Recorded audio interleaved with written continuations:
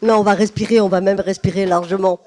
On accueille maintenant Boris Cyrulnik.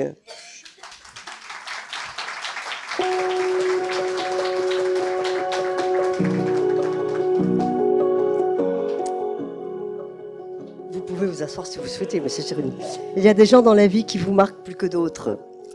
Peut-être que certains d'entre vous ont regardé la finale messieurs de Roland-Garros dimanche dernier.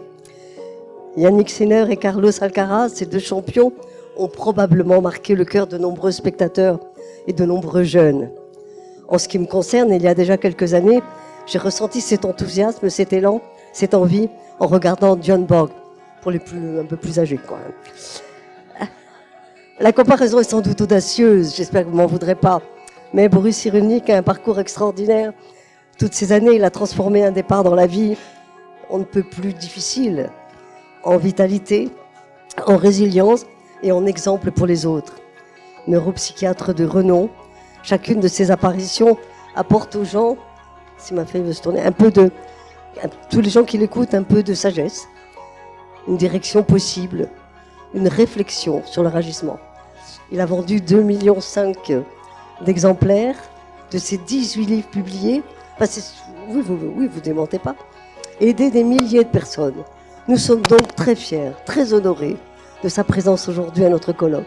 À vous, monsieur Cyrulnik, pour évoquer ces nouvelles familles, ces nouveaux attachements.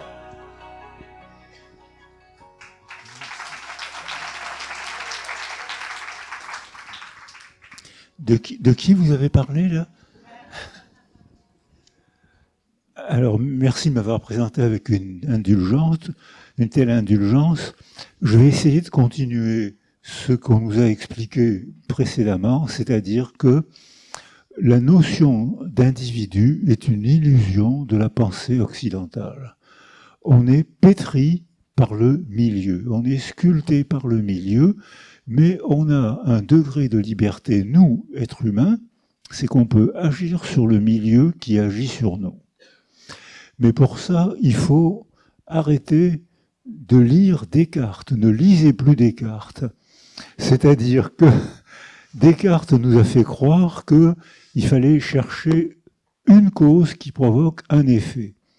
C'est la méthode expérimentale, merci Descartes, mais dans la vie quotidienne, quand j'étais praticien, la personne qui s'asseyait près de moi, c'était pas un objet de science, c'était une personne avec son cerveau, avec son corps, avec sa famille, son développement, son histoire, ses croyances, sa religion, Roland-Garros, ce soir il y a un match de rugby très important, c'est pas un objet de science.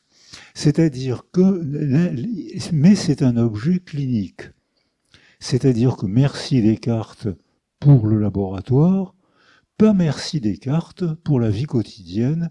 Il faut, comme je l'ai entendu encore depuis que je suis arrivé, s'entraîner à raisonner en termes écosystémiques. C'est une convergence de causes qui provoque un effet bénéfique ou maléfique. C'est-à-dire que là, il faut penser différemment. Alors je vous invite à penser, on va faire un éclair de résumé de la condition humaine. C'est-à-dire qu'on a tous, dans cette salle, on a tous les mêmes grands-parents, Monsieur et Madame Sapiens. C'est-à-dire qu'ils sont arrivés au monde en Afrique du Sud, on dit il y a 300 000 ans, et on est tous les descendants de Monsieur et Madame Sapiens. Sauf que quand on fait parler les archives qui nous ont laissées, quand on fait même la stupéfiante ADN qu'on peut encore explorer maintenant, peut-être pas 300 000 ans, mais les objets qu'ils nous ont laissés, les archives d'os, d'armes, les archives de peintures rupestres, les archives qu'ils nous ont laissées sont exploitables scientifiquement. Merci Descartes. Mais ça pose des problèmes anthropologiques énormes. À l'époque de nos grands-parents, il y a 300 000 ans, les groupes, on ne vivait que sous forme de petits groupes de 30 ou 40 personnes. Il n'y avait pas de squelettes âgés de plus de 30 ans. On a retrouvé des squelettes de femmes enceintes, femmes. l'âge des os disait 12, 13, 14 ans, femme enceinte. Parce que quand on a une espérance de vie de 30 ans, la survie fait qu'on doit engrosser les filles dès que leur corps le permet. Et dans ce contexte-là, un clan, un groupe de 30 ou 40 jeunes gens qui survivent, dont le sens de la vie n'est donné que par la survie immédiate, on est sur Terre pour un éclair de temps. C'est-à-dire que là, il y avait beaucoup d'accouplements, il n'y avait pas de couple, il n'y avait pas de structure élémentaire de la parenté. Ce qui veut dire qu'on ne pouvait pas savoir qui était le père. Si on ne sait pas qui est le père, il n'y a pas de structure de parenté, il n'y a pas d'interdit de l'inceste, parce que ce n'est pas possible, ce n'est pas pensable, vu l'éclair de temps et vu la structure du groupe, orienté juste pour la survie, mettre au monde le plus d'enfants possible avant de mourir soi-même. Ce que je viens de dire, je viens de abusivement citer Patou Matisse, il y a sûrement des gens dans la salle qui la connaissent, et si vous la connaissez pas, vous devez la lire ce soir. C'était Patou Matisse. Et et elle a des archives, elle défend cette idée. Or, aujourd'hui, qu'est-ce qui se passe? C'est que l'espérance de vie des femmes est métamorphosée. L'espérance de vie des femmes était de 36 ans jusqu'à la découverte de Semmelweis, 1859, prophylaxie l'accouchement. Découverte très simple, clinique, se laver les mains avant de passer de l'autopsie à la salle d'accouchement, découverte d'hygiène comme au XIXe siècle. Hein. Les grandes découvertes médicales du XIXe siècle, c'est l'hygiène, c'est pas la médecine. L'espérance de vie des femmes fait un bond énorme avec une simple découverte clinique, pas scientifique. Et à ce moment-là, l'espérance de vie des femmes augmente et en 150 ans, les hommes ont fait des progrès. L'espérance de vie des hommes qui mouraient après les femmes à l'époque de Semmelweis, l'espérance de vie des hommes a doublé en 150 ans. Pendant les mêmes 150 ans, l'espérance de vie des femmes a triplé. Ce qui fait qu'une découverte clinique que nous, on trouve bébête, se laver les mains avant de passer de la salle d'autopsie à la salle d'accouchement, pour nous, c'est bébête. En 1859, c'était un scandale, c'était une tragédie, parce que les universitaires de l'époque ont cru que Semmelweis les agressait. Il dit que c'est nous qui sommes la cause de la mort des femmes. C'était pas faux, mais c'est parce Pasteur n'était pas passé par là. Donc il fallait découvrir l'importance de Pasteur, l'importance de la chaux, pour se passer les mains à la chaux avant de changer de salle. Et pour nous, ce qui n'est même pas pensé tellement c'est bébête, c'est évident pour nous, ça a été une révolution anthropologique énorme, bénéfique aux femmes, bénéfique aux hommes aussi, mais les femmes ont fait un premier virage anthropologique à cette époque-là. Alors, cette manière, et puis les virages, les femmes n'arrêtent pas de virer anthropologiquement. Depuis cette époque-là, ils ont compris le coup, alors maintenant elles virent. Hein. C'est-à-dire que il y a donc un virage anthropologique aussi qui a été fait au XIXe siècle quand on est passé de l'agriculture. Le mot résilience est né dans l'agriculture. Hein. C'est Amy Werner, la psychologue, s'est inspirée du mot des agriculteurs. Un sol est dit résilient quand, après un fracas, une inondation ou un incendie, la vie redémarre, mais pas comme avant. Si la vie redémarre comme avant, c'est une crise. Le mot crisis vient de l'épilepsie, puisque César était épileptique. Alors ceux qui voulaient une promotion ont appelé ça le haut mal, parce que César ne peut pas avoir une petite maladie. Donc si il est visité par les dieux, donc c'est le haut mal, alors qu'aujourd'hui on considère que c'est une maladie, mais quand il n'y a pas longtemps encore, il y avait des crises d'épilepsie dans la rue, au café, pendant des cours d'université, maintenant on ne les voit plus, parce que les médicaments font qu'ils ont amélioré, ils ont fait supprimer la crise d'épilepsie, mais ils n'ont pas supprimé l'épilepsie. Mais ça veut dire qu'on ne la voit plus. En revanche, katastrophein en grec, coupure, prendre un virage et reprendre un autre développement, c'est la condition du vivant. Tous les vivants, les plantes, les animaux, les êtres humains, n'évolue que par katastrophein, par catastrophe. C'est-à-dire que là, nous, actuellement, je suis très optimiste parce que je suis convaincu qu'on court à la catastrophe. Et après une catastrophe, on est obligé de tout repenser. Ce qu'on est en train de faire actuellement. On repense tout. On repense les rapports entre les hommes et les femmes, c'était déjà en chantier avant la catastrophe. On repense l'éducation des enfants, le sprint qui a été le thème de notre culture du plus fort. C'est la culture, vous savez où ça a mené, la culture du plus fort. Hein. En 1859, ça alors, c'est la même année que Semmelweis. Ça alors, en 1859, Darwin publie La descendance de l'homme. Il parle de la sélection du plus apte. 2 ans après, il y a un dévoiement linguistique et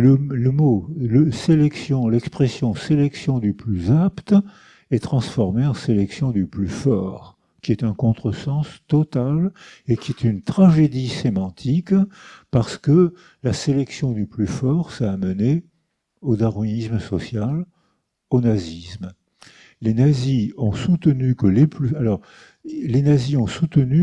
forts, c'était la race supérieure, c'était les hommes blonds aux yeux bleus. Ce que je conteste fortement, parce que je sais quels sont les hommes de race supérieure, ce sont les chauves. Et si vous voulez, je vous le démontre scientifiquement, hein, ça. Et 2 ans après, ça a été dévoyé. Dès qu'un concept scientifique est lancé dans la culture, c'est un mot, c'est un sigle, tout de suite il est récupéré pour être dévoyé de manière idéologique. Donc les scientifiques, à leur insu, participent à des évolutions catastrophiques. Catastrophe. Alors, autre évolution, le 19e siècle et la Paris 18e, 19e siècle, bouleversement anthropologique, l'industrie. Avant, on survivait, on cultivait notre potager, on mourait très jeune, on résolvait les problèmes du contexte.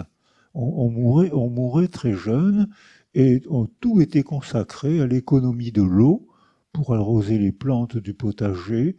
Un enfant sur 2 mourait dans la première année et la mort des enfants était tellement habituelle que ça influait la manière de penser. Certains disaient il faut faire des baptêmes intra-utérins de façon à ce que il va mourir. 90% des parents à cette époque-là portaient le deuil de perdre 1, 2 ou 3 enfants. Jusqu'à la fin du 19e siècle, c'est-à-dire hier soir. Or, donc, apparaît l'industrie, et alors, à cette époque-là, la manière de penser, la morale, était structurée par la mort des bébés, la mort des enfants très jeunes. Montaigne, alors certains disaient, il faut surtout pas les baptiser, parce que si on les baptise, on va devoir souffrir, faire un deuil, et on va souffrir, alors que si on les baptise pas, ça sera une tristesse, ça sera Montaigne écrit « J'en ai perdu moi-même 3 ou 4 sans trop de peine ». Il était adapté à une culture où les enfants, en bas âge, mouraient énormément. 90% des parents perdaient 2 ou 3 enfants. 10% échappaient à cette souffrance, qui n'était pas vraiment une souffrance, parce que notre psychisme était adapté à ce problème par « j'en ai perdu moi-même sans trop de peine ». On s'appliquait à ne pas souffrir, c'est ce qui se passe après toutes les catastrophes individuelles ou socioculturelles, le déni qu'on constate après chaque guerre, le déni, où il y a par la Seconde Guerre mondiale, où les chiffres varient entre 60 et 100 millions de morts, s'il y a des historiens dans la salle, enfin c'est faramineux, eh bien en France, on a pu se reconstruire grâce au déni. Ce mécanisme psychologique était l'adaptation. Si on avait dû prendre conscience des 60 à 100 millions de morts, on se serait suicidé, on aurait été en mélancolie, on aurait été coupable. Eh bien, après la guerre, et on voit encore aujourd'hui ce qui se répète, les mêmes processus que j'ai entendus quand j'étais enfant, parce que je suis de la qualité d'avant-guerre, je suis né donc avant-guerre, mais ce que j'ai entendu quand je commençais à parler, j'entendais, ou pendant la guerre, j'entendais les mêmes phrases qu'aujourd'hui, c'est-à-dire j'arrive au dernier chapitre de mon existence et j'entends les mêmes mots, les mêmes phrases, les mêmes dénis que avant et pendant la Seconde Guerre mondiale. Or, ce déni est un protecteur psychologique, mais ça nous empêche d'affronter le problème. On n'a pas d'angoisse, on évite d'affronter le problème, donc on n'a pas d'angoisse puisqu'on n'affronte pas le problème et on le laisse se développer, on ne le règle pas. Mais au XIXe siècle, révolution anthropologique, les industriels décident de faire des cités ouvrières. Alors en Espagne, il y a des merveilles de cités ouvrières, mais dans le nord de la France, il y a des cités ouvrières qui ne sont pas des merveilles architecturales, mais où les gens étaient heureux. Il y avait des ouvriers, les hommes travaillaient 14 à 15 heures par jour. J'ai eu des patients, j'étais médecin au chantier naval de la Seine, j'ai soigné des ouvriers qui travaillaient 10 ou 12 heures par jour, qui étaient plus jeunes que moi et qui ne voyaient la lumière du jour que 2 mois par an et qui donnaient tout leur salaire à leurs femmes parce que c'était leur fierté. Et en première année de médecine, j'étais laveur de carreaux parce que je ne touchais pas de bourse, puisque je ne connaissais pas mes origines, donc mes parents étaient disparus, ils n'étaient pas morts, donc je n'avais pas de bourse. Donc j'étais laveur de carreaux. Les laveurs de carreaux avaient une grande conscience professionnelle et ils donnaient tout leur argent à leurs femmes qui leur redonnaient l'argent de poche. Ils parlaient comme ça. S'il y a des gens qui ont fait des petits métiers, ben ils savaient que les femmes des générations précédentes donnaient l'argent de poche au mari. Et cet argent de poche servait à boire le café Calva de 5 heures du matin. Je l'ai fait une fois, la mort est préférable. C'est-à-dire que c'était la culture. Mais dans ce contexte technique, et je reprends ce que j'ai entendu jusqu'à précédemment, dans ce contexte technique, les industriels font des cités ouvrières pour avoir les ouvriers et surtout les administratifs à portée de main. Et dans ces cités ouvrières, un ouvrier sur 3 est une femme. Elle gagne sa vie, elle choisit son logement, elle échappe à la loi des prêtres et à la loi des pères, elle devient autonome et peut-être même indépendante, et elle gagne sa liberté en travaillant. Et désormais, elle n'est plus soumise à la loi des prêtres et à la loi des pères, parce qu'elles peuvent dire « je veux bien faire un enfant avec celui-là, mais pas avec celui-là », alors qu'avant l'industrie, on donnait les femmes. C'est l'expression de Lévi-Strauss. Hein. qui a été reprise par René Girard, avec qui j'ai eu le bonheur de travailler. René Freud, ont donné les femmes. Alors j'ai lu il n'y a pas longtemps une publication féministe qui parlait de l'aliénation des femmes par la maternité. Je me suis dit, là elles exagéraient, elles font fort, là. Et puis j'ai relu le mot aliénation dans Marx, Karl Marx. Finalement, c'est le mot qu'il faut employer, elles ont raison. Le ventre des femmes ne leur appartenait pas. Le ventre des femmes appartenait aux prêtres, et la fonction, elles avaient pour fonction, pour mission sur Terre, de mettre au monde le plus d'enfants possible, pour mettre au monde des âmes pour adorer Dieu, et elles avaient pour fonction aussi de mettre au monde des garçons, de préférence à des filles, parce qu'il y avait une ou deux guerres par génération, et j'ai connu 2 guerres. Donc ça veut dire que notre âme, alors le mot âme au sens freudien du terme, c'est-à-dire c'est pas l'âme, Freud emploie le mot, c'est monde intime, monde intérieur. Notre monde intime est sculpté par le milieu écologique, technique et bien sûr verbal. Verbal, on le comprenait facilement, mais ce que je viens de vous proposer, c'est que le milieu écologique et le milieu technique participent à la structure de notre monde mental. Donc ça, c'est une nouvelle donnée. Donc il faut vraiment que les jeunes, vous venez tous de naître, hein, mais donc c'est vraiment que les jeunes s'entraînent à raisonner en termes écosystémiques. C'est pour ça que j'ai commencé mon exposé par ne lisez plus Descartes. Sauf si vous êtes scientifique, mais alors là, lisez un peu Descartes. Mais si vous êtes clinicien, si vous êtes anthropologue, Descartes va vous jouer un vilain tour. Et alors, on voit un peu comment le milieu participe à la sélection des animaux, à la sélection des plantes et à la sélection des êtres humains. Sélection de l'eau, dans l'eau. Notre technologie a inventé ce qu'on appelle la pilule. Biologiquement, ça a été découvert par 2 endocrinologues en 1929. C'est une découverte bébête, hein, c'est le blocage hormonal de l'ovulation. Au point de vue biologique, c'est rien. Au point de vue biologique, c'est rien. On injecte des hormones à une femelle, lapine, et on voit on la sacrifie, et on voit qu'elle n'a pas évolué. Tiens, j'ai fait un lapsus intéressant. Elle n'a pas ovulé. Donc, ça reste entre nous, ça. Hein, et j'ai connu, avec mon épouse, on a connu ce qu'on appelait le test de la lapine. C'est-à-dire que quand on avait notre petite angoisse, qui n'était pas toujours petite, hein, et on se disait, est-ce que je suis enceinte?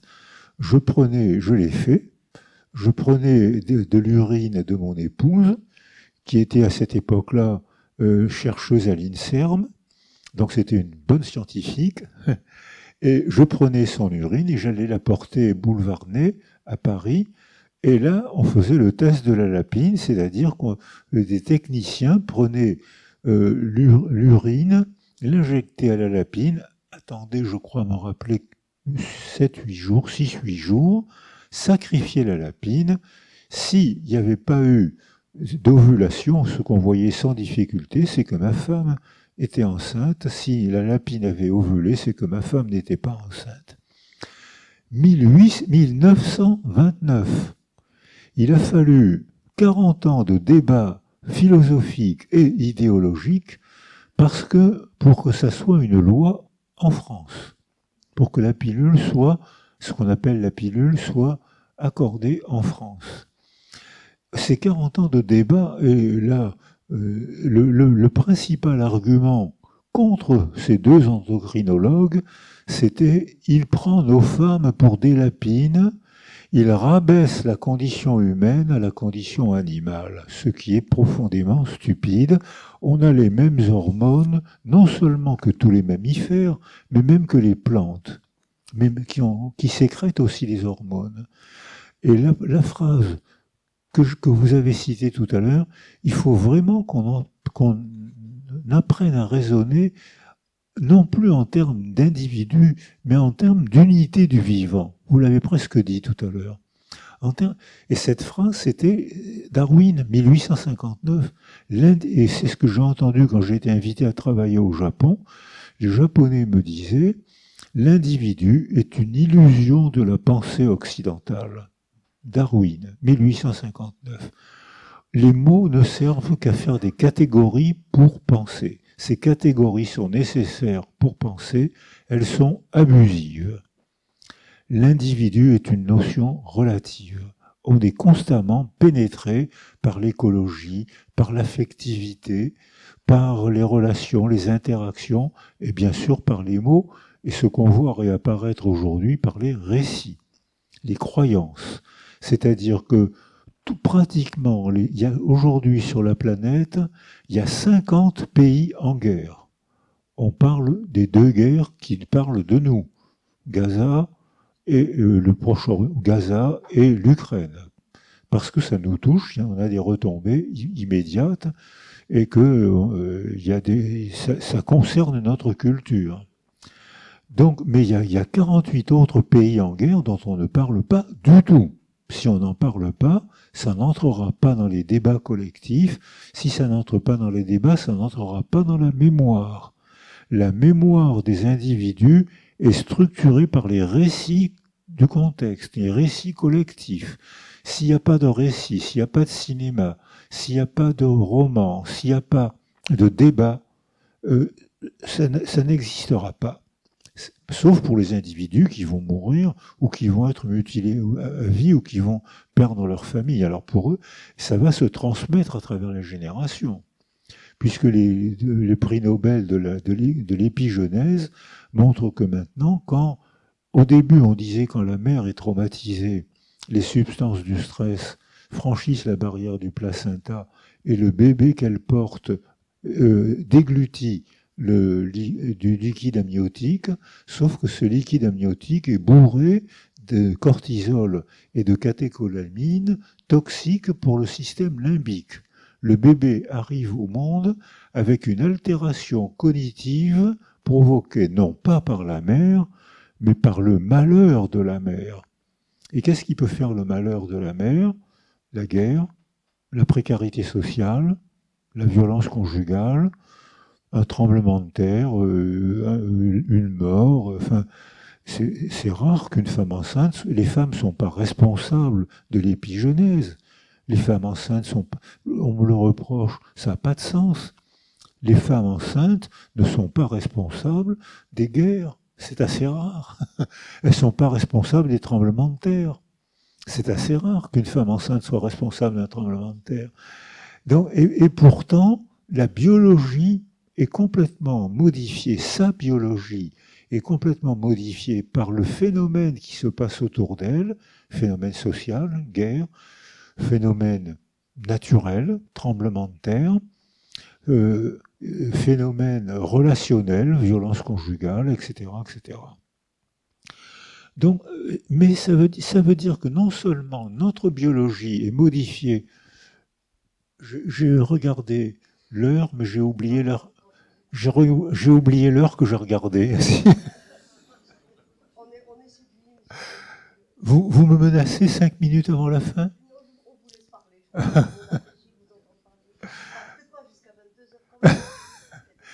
D'accord. Alors, il y avait des mystères. On avait constaté pendant la Seconde Guerre mondiale, j'ai rencontré deux filles qui sont nées, l'une est née à Auschwitz, donc d'une mère dénutrie, enceinte, mais dénutrie, stressée, mourante psychique, en agonie psychique, en agonie physique. Et je rencontrais une femme qui était née pendant la famine de Leningrad. Pendant la Seconde Guerre mondiale, Leningrad avait été encerclé. Il faisait moins 50. La mer était gelée. L'alimentation n'arrivait plus. 800 000 morts de famine. 80 survivants des enfants qui naissent des famines portées par des mères pendant la famine de Léningrad, dont bien sûr petit poids à la naissance, ça on pouvait le prédire, troubles du développement biologique, troubles du développement neurologique, troubles du développement physiologique. Tous ces enfants sont devenus diabétiques à l'adolescence. La mère avait été en famine, ça avait transmis quelque chose aux enfants, aux bébés qu'elle portait.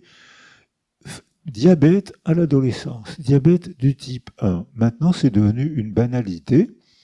L'épigénèse montre que si on stresse, si on agresse une femme enceinte, alors ça, on nous a montré, quand je manageais des groupes avec Pierre Bustani, que Marot a connu à Moinsartou, et Pierre Bustani est un grand nom de la neurobiologie, et il nous avait montré comment les bandelettes d'ADN étaient modifiées par le stress de la mère.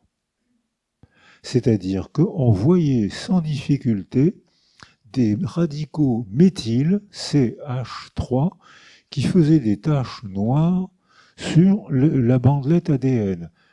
Ce n'était pas une mutation. La bandelette ADN n'était pas changée. Mais ces radicaux méthyl modifier l'expression de la bandelette ADN. Sauf que, dès que j'ai travaillé à Tel Aviv avec Shaul Harel, qui confirme ce que Pierre Bustani nous avait montré, sauf que Shaul Harel avait fait une population de 170 femmes enceintes, israéliennes et palestiniennes, qui, il y a 15 ans, consultaient dans les hôpitaux israéliens, et les Palestiniens faisaient des études à Tel Aviv. Bien sûr, aujourd'hui, je ne sais plus ce qu'il faut penser, mais moi, je faisais les électroencéphalogrammes, Shaul faisait les neuroimageries. Ces 170 femmes enceintes ont mis au monde 170 bébés qui tous avaient une atrophie des deux systèmes limbiques, socle neurologique de la mémoire. Elles n'étaient pas responsables des attentats, elles n'étaient pas responsables de la guerre chronique. C'est la culture autour d'elles qui, en modifiant leurs émotions, avait transmis quelque chose biologiquement, les substances du stress. Le bébé les déglutit. Minkowski venait travailler avec nous de temps en temps, et il avait montré comment les bébés, en déglutissant du liquide amniotique, ce que font tous les bébés, sauf que là, c'était un liquide amniotique qui portait des substances toxiques pour le système nerveux, provoquées par une destruction politique. C'est-à-dire que là, vraiment, je suis en plein raisonnement écosystémique. Hein. Là, Descartes, il ne touche pas sa bille avec un raisonnement comme ça. C'est-à-dire que c'est vraiment... Alors, sauf que, dès que les psychologues sécurisaient la femme enceinte, je témoignais que les électroencéphalogrammes des bébés qui étaient altérés, en une nuit ou deux, dès que la mère était sécurisée, l'électroencéphalogramme de l'enfant redevenait normal pour l'âge. C'est pas la transmission de pensée, au contraire, c'est de la biologie.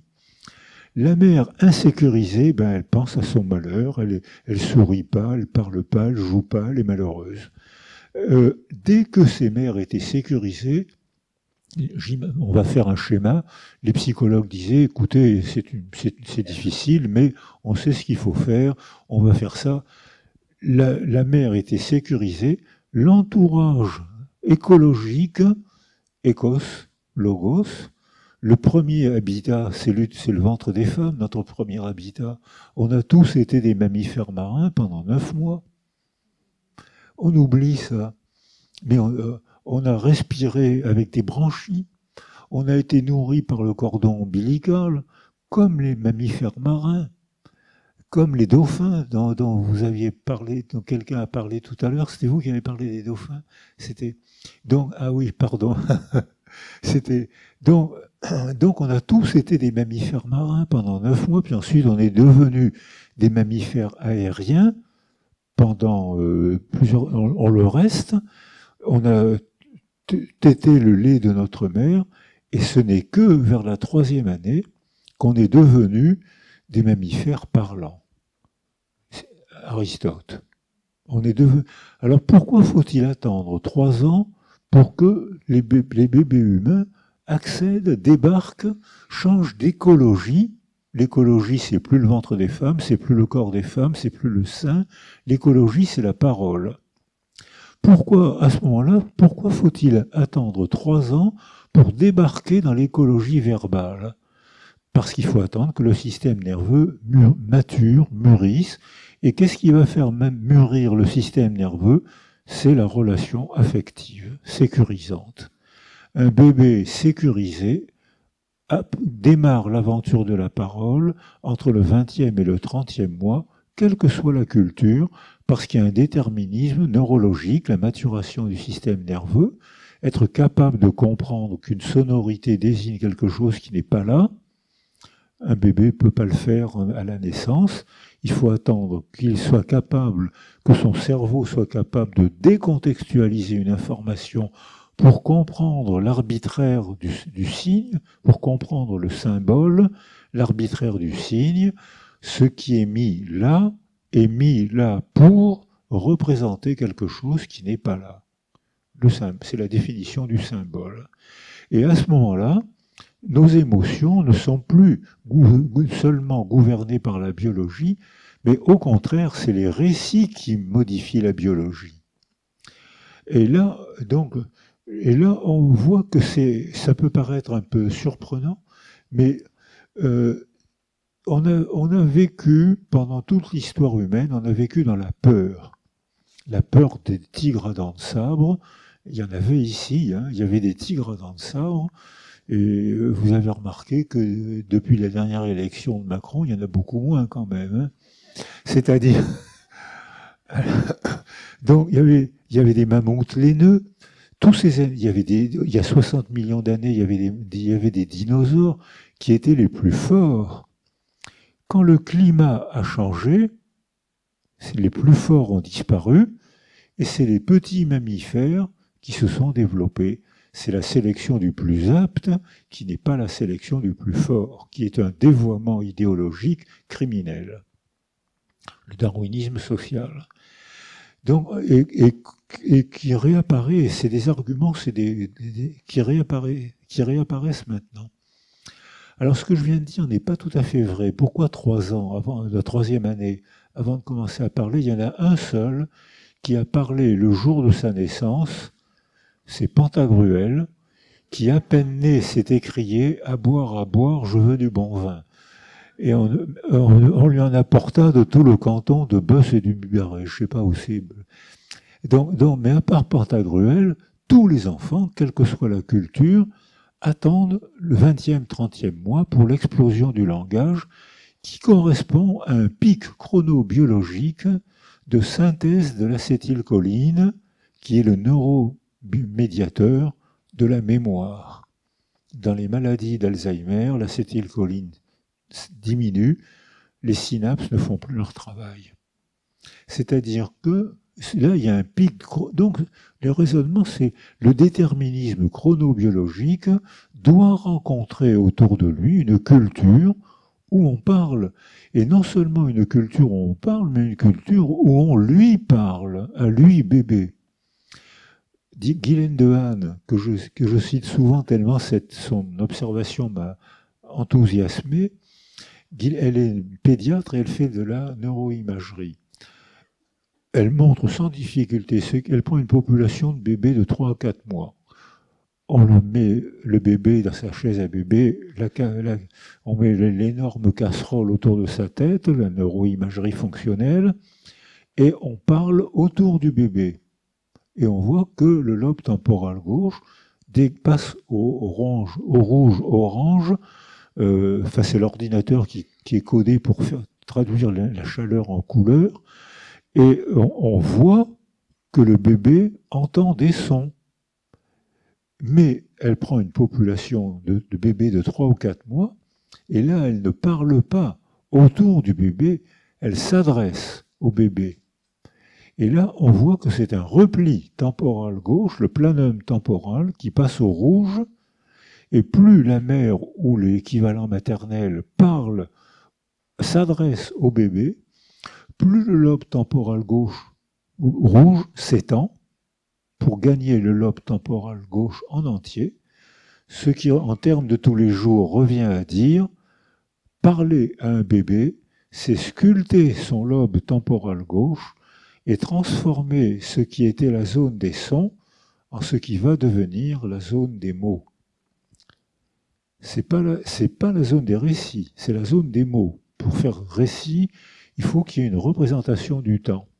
Et alors là, donc, on voit comment l'arbitraire du signe qui caractérise le langage humain se met en place progressivement s'il y a une relation affective. Si la mère parle pas parce qu'elle est malheureuse ou parce qu'elle est morte ou parce qu'elle est maltraitée ou parce qu'elle est... Pendant la commission des 1000 jours, 72 jeunes femmes avaient accouché dans la rue. Désorganisation familiale totale, désorganisation sociale totale. Notre société a permis que 72 jeunes femmes accouchent par terre dans la rue. Donc, eh bien, ces femmes-là, je pense que si elles ne sont pas entourées, elles ne vont pas jouer avec leur bébé. Donc, quelques-unes vont le faire, puisque j'ai vu, quand je travaillais au Congo, le viol est une arme de guerre, tout le monde viole tout le monde. Et là, les femmes détestent le bébé qu'elles mettent au monde, mais de temps en temps, il y avait quand même une jeune femme, 14-15 ans, violée, enceinte, qui aimait quand même le bébé qu'elle venait de mettre au monde. Donc c'est des vérités, c'est des chiffres probabilistes. Voilà, je n'ai pas terminé mon introduction, que déjà elle me fait le signe. Donc c'est des données probabilistes. Donc il faut s'entraîner à raisonner en termes écosystémiques. Et donc ça veut dire que lorsque notre famille est bien organisée, lorsque notre culture est en paix et bien organisée, le bébé arrive à 3 ans, entre en maternelle à 3 ans. Si on a parlé autour de lui et si on lui a adressé la parole, il va rentrer en maternelle avec un stock de 1000 à 1500 mots. Si la mère est malheureuse, maltraitée, etc., tout ce que j'ai proposé, on ne va pas parler, s'adresser au bébé. Le bébé sain va rentrer en maternelle à l'âge de 3 ans avec un stock de 200 ou 300 mots. Devinez lesquels vont fournir la population des futurs bons élèves. C'est-à-dire que l'inégalité sociale commence avec le désespoir affectif dont sont responsables la structure des familles, les copains, la culture du quartier et bien sûr les pays en paix. Voilà, je pense qu'avant mon exposé, vous aviez les idées claires. J'espère maintenant qu'elles sont confuses. Merci de m'avoir écouté.